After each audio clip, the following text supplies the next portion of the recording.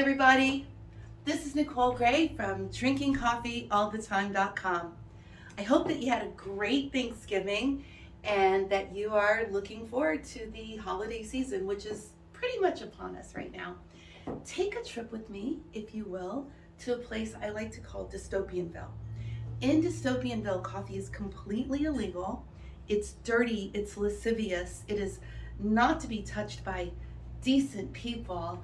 And not only that, but if you are caught with that green bean, you could go to jail. Not only that, someone comes into your house and they say, hey, what's that smell? They can go and report you to the authorities. It's happened. It actually has.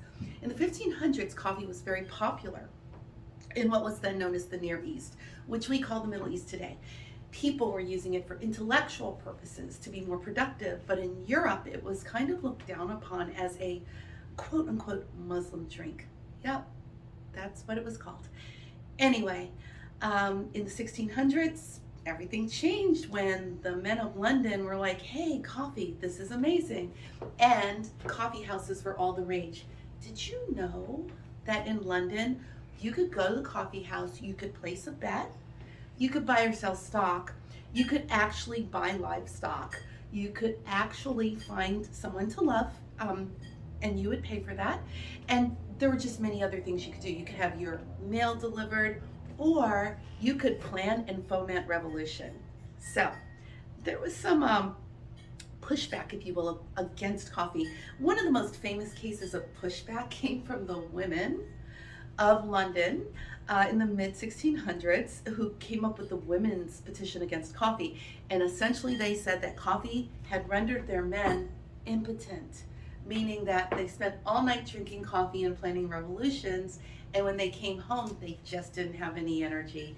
They felt that coffee was making men less manly and less up to the task of basically running the home and being the head of the home.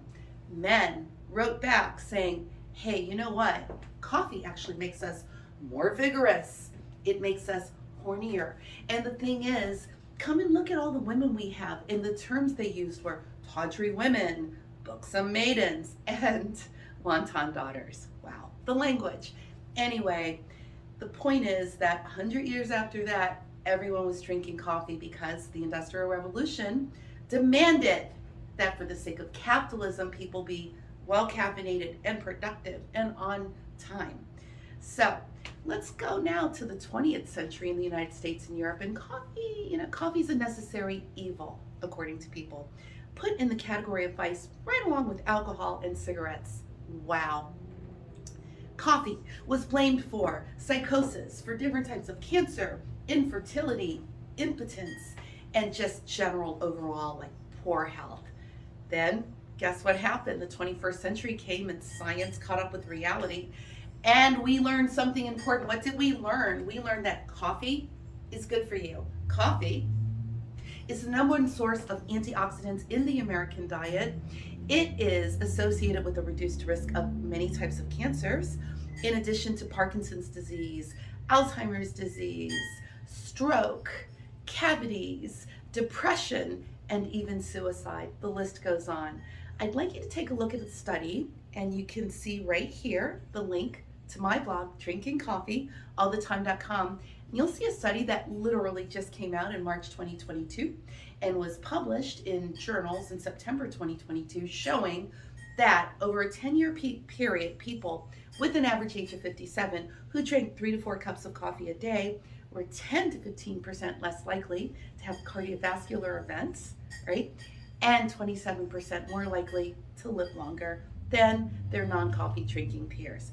On that note, I wish you a very happy season of drinking coffee.